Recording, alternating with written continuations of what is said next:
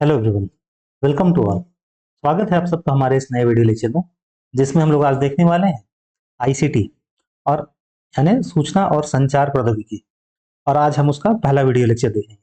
ठीक है, तो ये आईसीटी जो है ये बहुत ही इंपॉर्टेंट है हमारे लिए। क्यों इंपॉर्टेंट है? देखिए, ये ना ही हमें सिर्फ यूजीसी नेट के लिए पढ़ना है, बल्कि ये आपका एमपीपीएससी, अगर असिस्टेंट प्रोफेसर की बात करें या किसी भी कॉमन लेवल के एग्जाम की बात करें, ये हर एक का एक कॉमन पोर्सन है, ये उसमें रहता ही रहता है। इतना तो आपको जानना ही है। जैसे ये हमारा सिलेबस है, ये नेट का सिलेबस है। ये इतना आपका एमपीपीएससी असिस्टेंट प्रोफेसर वाले में भी है, जो 2025 में एग्जाम होने वाला है, और उसमें भी कुछ एक्स्ट्रा है। ठीक है, तो अभी हम लोग पहले ऊपर वाला पोर्शन करेंगे, जो हमारा यूजीसी नेट का कॉमन पोर्शन है, एमपीपीएससी का भी कॉमन पोर्शन है, और अदर एग्जाम्स के लिए भी इंपॉर्टेंट है। ठीक है, लेकिन वीडियो स्टार्ट करने से पहले एक इंपॉर्टेंट अनाउंसमेंट आप सबके लिए। अगर आप जून 2025 या दिसंबर 2025 के लिए आगे के लिए भी नेट की तैयारी करना चाहते हैं, तो आप हमारे नए बैचेस ज्वाइन कर सकते हैं। जो बैचेस हैं जनवरी में स्टार्ट होने वाले हैं। ये हमारे नंबर्स हैं, कॉन्टैक्ट नंबर्स, हमारे व्हाट्सएप नंबर भी हैं। इन पे आप कॉन्टैक्ट करके फर्दर डिटेल पता कर सकते हैं। ऑफलाइन बैचेस भी हैं, ऑनलाइन बैचेस भी हैं, हिंदी मीडियम में भी है, इंग्लिश मीडियम में भी है, सब में। ठीक है, तो चलिए, इतना करने के बाद हम लोग स्टार्ट करते हैं कि हम लोग इसमें देखेंगे क्या क्या। तो देखिए, आज का जो वीडियो लेक्चर है बहुत ही इंपॉर्टेंट होने वाला है, क्योंकि ये पूरा बेस है जिसमें हम लोग बात करेंगे कि कंप्यूटर, ठीक है, ये बेसिकली है क्या। क्योंकि आप सिलेबस में देखें तो क्या लिखा हुआ है, सूचना एवं संचार प्रौद्योगिकी आईसीटी, सामान्य संक्षिप्तियां और शब्दावली, इसमें सब कुछ आ जाता है। ये बस उन्होंने मोटा मोटा लिखा है एक, लेकिन ये बहुत बड़ा चीज है। ठीक है, इंटरनेट, इंट्रानेट, ईमेल, श्रव्य दृश्य कॉन्फ्रेंसिंग की मूलभूत बातें, मतलब ऑडियो वीडियो कॉन्फ्रेंसिंग की मूलभूत बातें। और हायर एजुकेशन में डिजिटल पहले जो है आईसीटी और सुशासन। और इधर एक्स्ट्रा में क्या पढ़ना है आपको एमपीपीएससी वाले में? एआई पढ़ना है, मशीन लर्निंग पढ़ना है, क्लाउड कंप्यूटिंग पढ़ना है, data science, basic of internet of things, इनको देखना है। ठीक है, तो ये बिल्कुल बेसिक है। आज का वीडियो लेक्चर काफी इंपॉर्टेंट है, आप इसे ध्यान से देखिए। ठीक है, तो कंप्यूटर क्या है? पहले बात, अगर आप बोले कि कंप्यूटर है क्या, तो आप बोलेंगे एक इलेक्ट्रॉनिक मशीन है। ठीक है, क्योंकि आपको वहां थ्योरी तो लिखना नहीं है। Computer is a electronic machine. ये करता क्या है? ये इनपुट लेता है, इनपुट लेता है, ठीक है, और इन इनपुट को प्रोसेस करने के बाद, प्रोसेस मतलब उस पर प्रक्रिया करने के बाद उसको प्रोसेस करता है और ये आउटपुट देता है। ठीक है, आप बोले तो बेसिकली उसका यही काम है, इनपुट को लेना, उसको प्रोसेस करना और आउटपुट देना। लेकिन ये इनपुट किस फॉर्म में होगा, ये प्रोसेस में क्या क्या चीजें आती हैं, ये आउटपुट में क्या क्या चीजें आती हैं, ये सब बहुत इंपॉर्टेंट है। ठीक है, तो बेसिकली ये क्या कर रहा है, इनपुट ले रहा है, प्रोसेस कर रहा है और आउटपुट दे रहा है।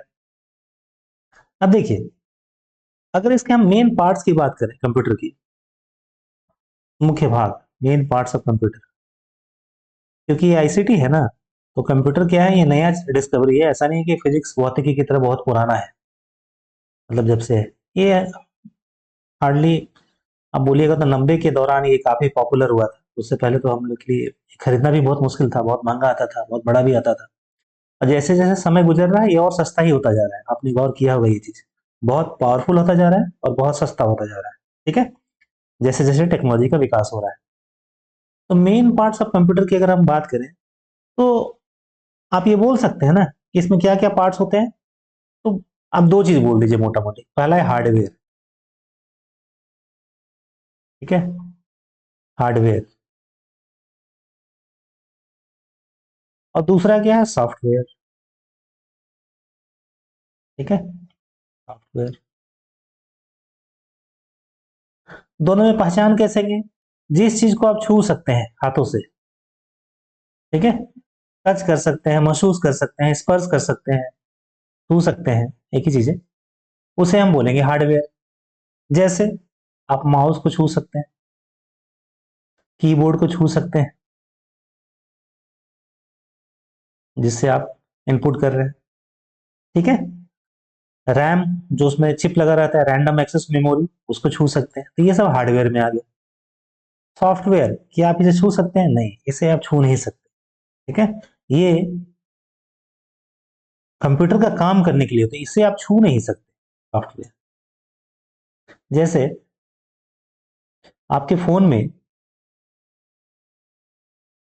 अगर आपके फोन की बात करें तो अगर आप यूट्यूब उसमें इंस्टॉल है तो क्या हार्डवेयर है कि सॉफ्टवेयर है? आप बोलेगा सॉफ्टवेयर है, स्पेशली एप्लीकेशन सॉफ्टवेयर है।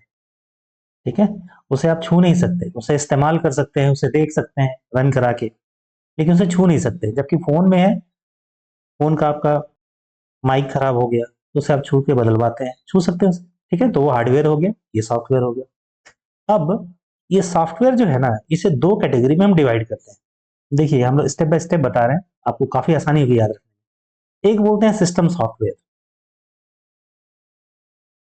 सिस्टम सॉफ्टवेयर, इसको इंग्लिश में भी ऐसा ही लिखा जाएगा, इसलिए आप मत सोचिए कि इसको हिंदी में हम लिख दें, हालांकि हिंदी में ये लेक्चर है लेकिन फिर भी। और एक है एप्लीकेशन सॉफ्टवेयर। कुछ कुछ लोग ना सॉफ्टवेयर को शॉर्ट में हम लोग SWS से लिखेंगे। कुछ कुछ लोग इसका तीसरा भी डिवाइड करते हैं, बोलते हैं यूटिलिटी सॉफ्टवेयर, तो वो भी चलेगा, कोई दिक्कत नहीं, यूटिलिटी सॉफ्टवेयर। लेकिन मेनली हम लोग सिस्टम सॉफ्टवेयर, एप्लीकेशन सॉफ्टवेयर यही बातें करेंगे। सिस्टम सॉफ्टवेयर वो सॉफ्टवेयर है जो मशीन को चलाने के लिए जरूरी है, जो कंप्यूटर को चलाने के लिए आवश्यक है, कंप्यूटर को चलाने के लिए आवश्यक है।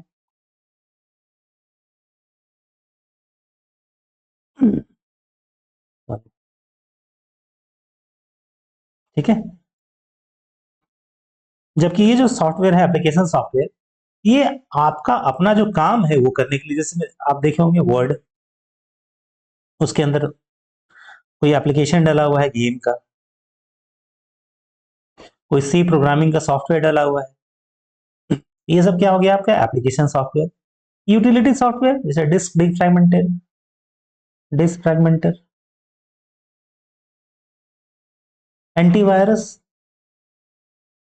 ठीक है, ये सब आपकी यूटिलिटी सॉफ्टवेयर में आ गए इस्तेमाल के लिए। जैसे आपके घर में झाड़ू होता है, पोछा होता है, ये सब क्या है, आप डेली साफ सफाई में यूज करते हैं। ठीक है, यूटिलिटी सॉफ्टवेयर। लेकिन बेसिकली आप बात करेंगे तो किसकी दो की बात करेंगे? आप दो ही की बात करेंगे, एक है सिस्टम सॉफ्टवेयर और दूसरा है एप्लीकेशन सॉफ्टवेयर। ठीक है, अब सिस्टम सिस्टम सॉफ्टवेयर में क्या क्या आएगा, तो आपका जो ऑपरेटिंग सिस्टम है, ध्यान दीजिएगा, ये क्वेश्चन पूछ सकता है, ऑपरेटिंग सिस्टम क्या में आता है, सिस्टम सॉफ्टवेयर में, एप्लीकेशन सॉफ्टवेयर में, या किसमें? तो जो ऑपरेटिंग सिस्टम है, ये आपका सिस्टम सॉफ्टवेयर का हिस्सा है, पार्ट है। ठीक है, जैसे विंडोज आप जिसमें रन करवाते हैं, आपका लाइनक्स। ठीक है, मैक, अगर फोन की बात करें तो एंड्रॉइड। ठीक है, iOS, ये सब क्या हो गए, सिस्टम सॉफ्टवेयर। उसमें आपने यूट्यूब डाल रखा है, ठीक है, आपने कोई गेम डाल रखा है, आपने रेलवे का टिकट काटने वाला कोई ऐप डाल रखा है, ये सब आपके हो गए एप्लीकेशन सॉफ्टवेयर।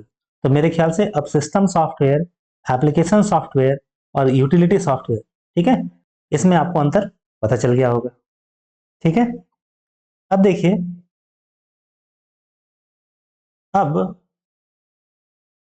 कोई भी कंप्यूटर, जो कंप्यूटर है, वो बेसिकली उसकी भाषा क्या है, लैंग्वेज।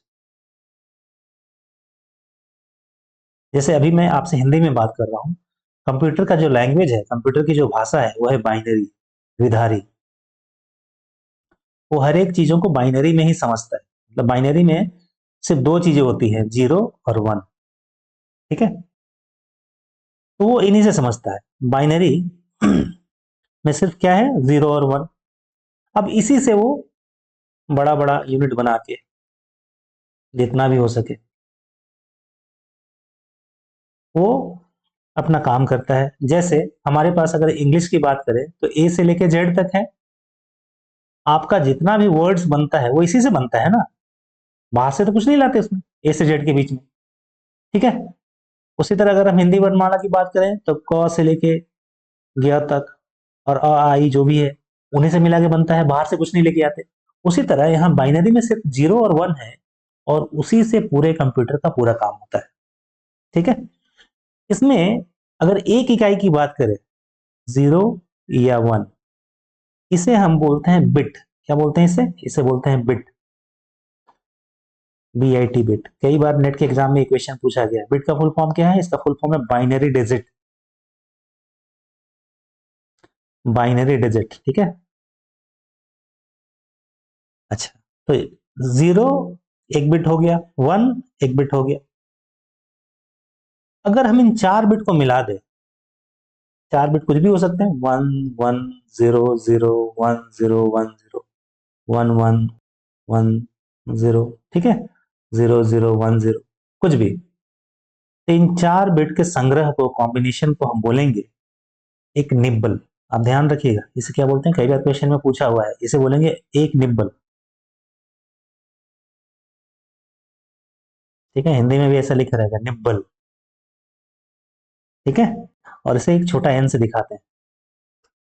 अगर हम 8 बिट को मिला दें इसी तरह से, 1 2 3 4 5 6 7 8, 8 कुछ भी हो सकते हैं, जैसे एक एग्जांपल के हम लेते हैं, 3 4 5 6 7 8, तो इसे बोलेंगे एक बाइट बना दिया हमने। क्या बोला? एक बाइट, ठीक है। इंग्लिश में ऐसे लिखेंगे बाइट। इसे आप कैपिटल बी से दिखाते हैं, ध्यान रखिएगा, ठीक है। अब इसके आगे भी कुछ है। क्या आगे है? अगर आप 1024 बाइट को एक साथ जमा करें, 1024 बाइट, अब इन सब पे डायरेक्ट क्वेश्चन है, तो बोलेंगे 1 किलो बाइट आपने ले लिया। आपके पास कितना है? 1 किलो बाइट। कैसे लिखेंगे? 1 कैपिटल K B, ये कैपिटल के है, स्मॉल नहीं, ठीक है ना। 1 किलो बाइट। अगर आपने 1024 किलोबाइट ले लिया, तो आप बोलेंगे अब आपके पास कितना हो गया? 1 मेगाबाइट। ये जितना भी कन्वर्सन हम लिख रहे हैं, ये आपको याद रखना है। इसे क्या बोलेंगे? MB, 1 MB, कैपिटल में, स्मॉल में नहीं लिख देंगे आप, ठीक है। अगर आपने 1024 MB लिया, ठीक है, तो बोलेंगे आपके पास है 1 गीगाबाइट। उसको लिखेंगे 1 कैपिटल G, 1 गीगाबाइट, GB, ठीक है। अगर आपने 1024 गीगाबाइट लिया, तो बोलेंगे आपके पास आया 1 टेराबाइट। क्या आया? 1 टेराबाइट, TB, ठीक है। आपने 1024 टेराबाइट लिया, ठीक है, आगे भी पूछ सकता है, तो आप बोलेंगे 1 पेटाबाइट हो गया आपके पास। 1 पेटाबाइट, इसे आप कैसे लिखेंगे? 1 PB। अगर आपने 1024 पेटाबाइट लिया, 1024 पेटाबाइट, तो आप बोलेंगे आपके पास 1 एक्साबाइट आ गया। 1 एक्साबाइट,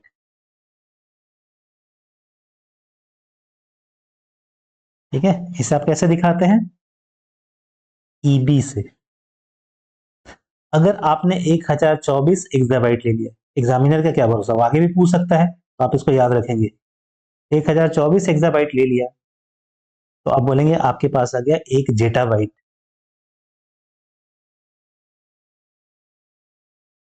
1 जेटाबाइट, ठीक है, ये ट है, जेटाबाइट। जेटाबाइट को लिखते हैं 1 ZB, ZB जेटाबाइट। और अगर आपने 1024 जेटाबाइट ले लिया, जो कि बहुत बड़ी क्वांटिटी है, ठीक है, तो आप बोलेंगे आपके पास आ गया 1 योटोबाइट। 1 योटा, योटाबाइट,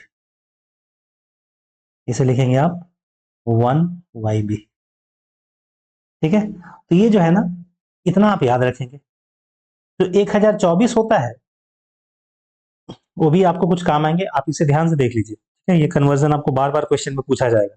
पहले हम लोग इसको थोड़ा बेसिक देख लें, फिर हम लोग जो क्वेश्चन है उनको देखेंगे, ठीक है। तो देखिए, अब आपको दूसरा ये चीज देखना है, जो 2 है ना, 2 का पावर ये ऐसे बढ़ता है, 2 का पावर 0, इसकी वैल्यू होती है 1, किसी भी संख्या का पावर अगर 0 है वैल्यू होता है 1। अब ये क्यों देख रहे हैं थोड़ी देर बाद देख रहे हैं, लेकिन पहले आप ये देखिए 2 का पावर 1 लिखें तो हो जाएगा 2, 2 का पावर 2 लिखें तो हो जाएगा 4, 2 का पावर 3 लिखें तो मतलब 2 3 बार गुणा है, 2 गुणा 2 गुणा 2, ठीक है ना, तो हो जाएगा 8। 2 का पावर 4 लिखें 16, 2 का पावर 5 लिखें 32, 2 का पावर 6 लिखें 64, 2 का पावर 7 लिखें 128, 2 का पावर 8 लिखें 256, 2 का पावर 9 लिखें 512 और 2 का पावर 10 लिखें तो हो जाएगा 1024। इसी 1024 से हमने बाकी चीजों को दिखाया है। मतलब इसके बदले जो भी यहाँ लिखा हुआ है इसके बदले आप क्या लिख सकते हैं, 2 का पावर 10 बाइट, ठीक है। यहाँ लिख सकते हैं 2 का पावर 10 किलो बाइट। यहाँ क्या लिख सकते हैं 2 का पावर 10 जीबी। यहाँ क्या लिख सकते हैं 2 का पावर 10 पेटाबाइट, ठीक है। तो ये आप याद रखिएगा, कम से कम 2 का पावर 0 से लेकर 2 का पावर 10 तक, ठीक। अब इतना करने के बाद अब देखिए कंप्यूटर जो काम करता है वो पूरा बाइनरी पे काम करता है, ठीक है। लेकिन हमारी बोलचाल की भाषा क्या है, हमारी जो बोलचाल की भाषा है वो डेसिमल है।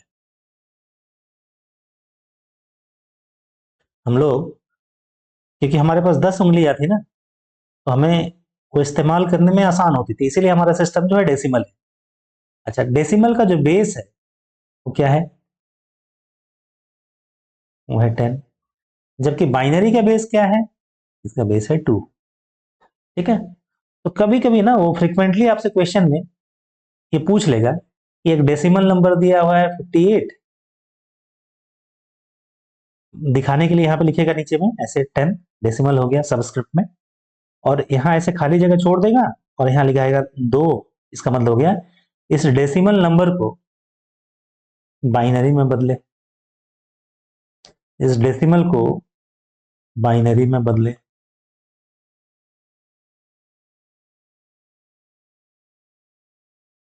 ठीक है। तो कैसे बदलेंगे वो देखिए। पहले पहली बात, अगर आप 2 से एक संख्या को भाग दे मतलब 5 को भाग देते हैं तो कैसे जाएगा, 2 दूना 4, बचेगा 1। इसे क्या बोलते हैं, भाजक। इसे क्या बोलते हैं, भाज्य। इसे क्या बोलते हैं, भागफल। और इसे क्या बोलते हैं, शेष,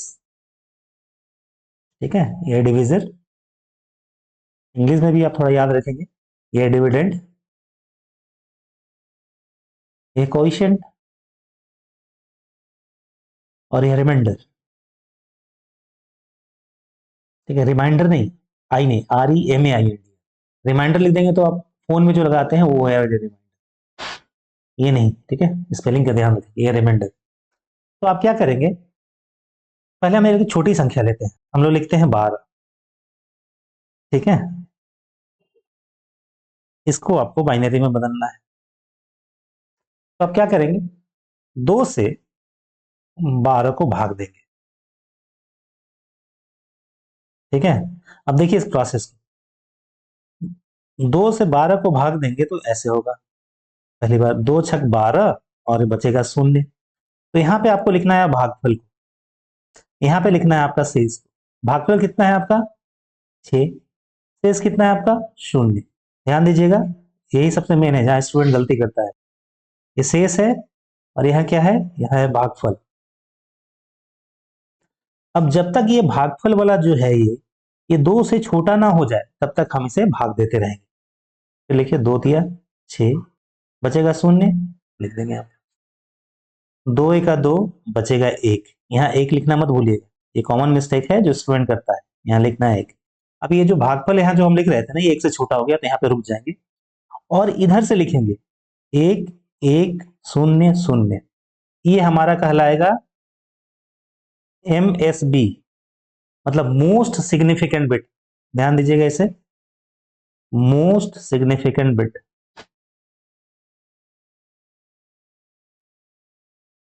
और जो सबसे पहले वाला है यहाँ वाला, इसको बोलेंगे least significant bit, LSB।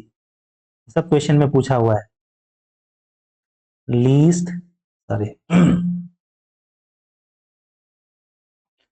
Significant bit. जैसे हम यहाँ लिखे 538, तो ये है ना 8, 8 का वैल्यू कम है, सबसे कम है, क्योंकि ये इसका ये है फेस वैल्यू जो चेहरा से दिख रहा है। प्लेस वैल्यू क्या है? प्लेस वैल्यू इसका, क्योंकि हम लोग डेसिमल की बात कर रहे हैं, हम लोग पढ़ते हैं ना इकाई, इकाई का मतलब यहाँ पे है 10 का पावर 0। तो अभी हमने कहा थोड़ी देर पहले, किसी भी नंबर का अगर पावर 0 हो तो वैल्यू होता है 1, इसलिए हम बोलते हैं इकाई। ये हो जाएगा 10 का पावर 1, मतलब हो जाएगा 10, इसलिए बोलते हैं दहाई। ये हो गया 10 का घात 2, मतलब 100, इसे बोलते हैं सैकड़ा। आगे होता तो 1000, 10,000, लाख, इस तरह से बढ़ता है। तो ये जो दिख रहा है उसको बोला जाता है फेस वैल्यू, जो वाकई में जिस पोजीशन पे है उसको बोला जाता है प्लेस वैल्यू। ठीक है, तो अगर आपसे पूछे कि यहाँ 10 का प्लेस वैल्यू क्या है, तो 10 का प्लेस वैल्यू है 10। 5 का प्लेस वैल्यू क्या है? 100। ठीक है, इसी तरह से ये 1 ही MSB क्यों लेंगे नीचे वाला? क्योंकि ये 1 जो है, ये देखिए, 1 2 3 बार डिवाइड होके आया है, मतलब इसके पास ज्यादा एक्सपीरियंस है। ठीक है, ये ज्यादा डिवीजन झेल के आया है, मतलब ज्यादा कठिनाई झेल के आया है। जाहिर सी बात है, जिसके ऊपर जितनी कठिनाइयां ज्यादा आएंगी उतना अनुभवी होता जाएगा, उतना मजबूत होता जाएगा, तो इसका प्लेस वैल्यू ज्यादा है। ठीक है, इस तरह से आप इसे याद रख सकते हैं। अब आते हैं हम लोग इसे 58 को कैसे सॉल्व करेंगे। तो इसे आप लिखेंगे कैसे? ये हो गया हमारा बाइनरी 1100। ठीक है, अब कोई बोले कि पता नहीं हम लोग ये सही किए हैं कि नहीं, हमें लिखना था 12 को, हमने लिख तो दिया ऐसे, ये सही है कि नहीं। इसे चेक करने का एक तरीका है, जैसे हमने अभी यहाँ पे कहा, इसे आप लिखते हैं 8 इंटू 10 का पावर 0, 3 इंटू 8 10 का पावर 1, और 5 इंटू 10 का पावर 2। ये हो गया 8, ये हो गया 10 का पावर 1, 10 गुना 30, 3 30, और हो गया 500। ये कुल मिलाकर हो गया 538। ठीक है, उसी तरह से यहां भी इसको निकालने का तरीका है, बस बजाय कि आप 10 का पावर लें, यहां आपको 2 का पावर लेना पड़ेगा। तो 0 इंटू 2 का पावर 0, क्योंकि 0 से गुना है, क्या हो जाएगा 0। 0 इंटू 2 का पावर 1, 0। 1 इंटू 2 का पावर 2, तो आप देखिए यहाँ पे 2 का पावर 2 कितना था? 4, 4 गुना 1 4। तो ये क्या है अगला? 1 इंटू 2 का पावर 3, ये हो गया 8, ये हो गया 12। इसका मतलब हमारा जो कैलकुलेशन है ये सही है। ठीक है, अब ये जो क्वेश्चन था, क्या क्वेश्चन था? 58 को बदलना है बाइनरी। तो हम लोग क्वेश्चन को लेते हैं फिर से। 58 को डेसिमल में है, इसको बाइनरी में बदलना है। उसी तरह से आप भाग देंगे, 58 को भाग देने जाए 2 से, तो हो जाएगा 2 गुना 4 1। ये पूरा पूरा जा रहा है, भागफल 0, शेष जो है 0। 2 14 28, 1 बचा, 2 7 14, शून्य बचा,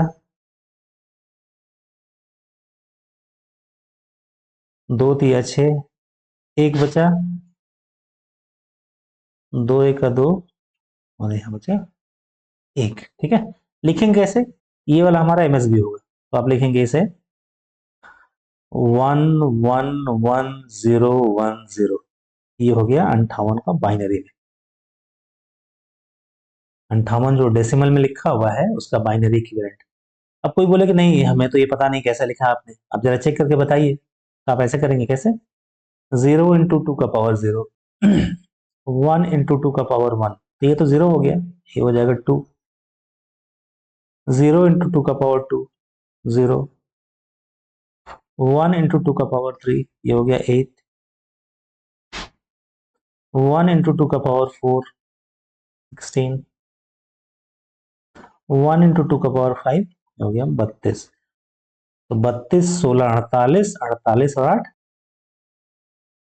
8 8 16 56, 2 58, ये क्या हो गया 58। मतलब हमारा जो कैलकुलेशन है यहाँ पे हमने जो लिखा है ये सही है। इस तरह से आप बड़ी बड़ी संख्या को भी निकाल सकते हैं। ठीक है।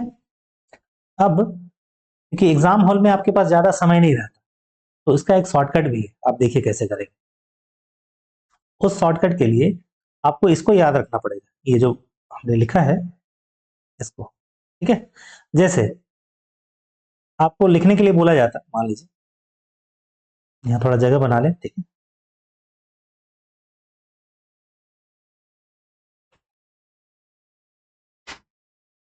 आप कोई भी संख्या सोचिए जो बड़ी सी हो। मान लीजिए आपको बोला जा रहा है 40 लिख के बताइए बाइनरी में।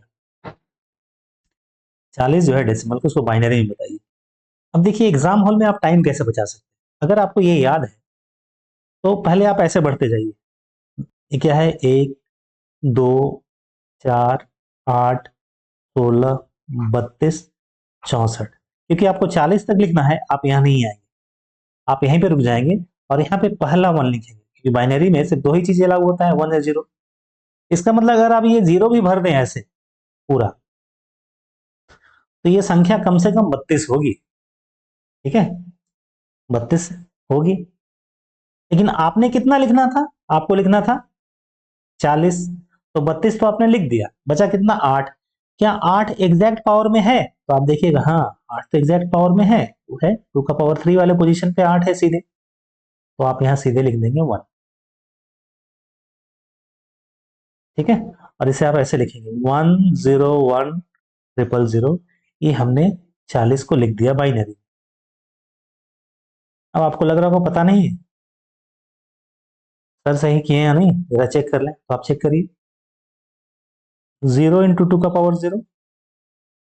ठीक है। अगेन 0 इंटू 2 का पावर 1। अगेन 0 इंटू 2 का पावर 2। 1 इंटू 2 का पावर 3। वैल्यू कितनी हो गई 8। 1 इंटू 2 का पावर 4। वैल्यू कितनी हो गई 0। और 1 इंटू 2 का पावर 5। वैल्यू कितनी हो गई 32। तो 32 और 8 मिला कितना हो गया 40, जो कि हमारा सही है। तो आप ना इस टेबल की हेल्प से बड़े बड़े कैलकुलेशन को बहुत जल्दी कर सकते हैं। ठीक है। दूसरा एक शॉर्टकट और देख लीजिए, आपको काम आएगा।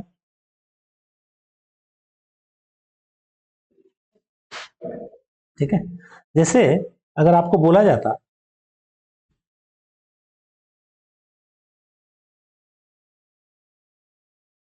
कि आप 15 लिख के बताइए।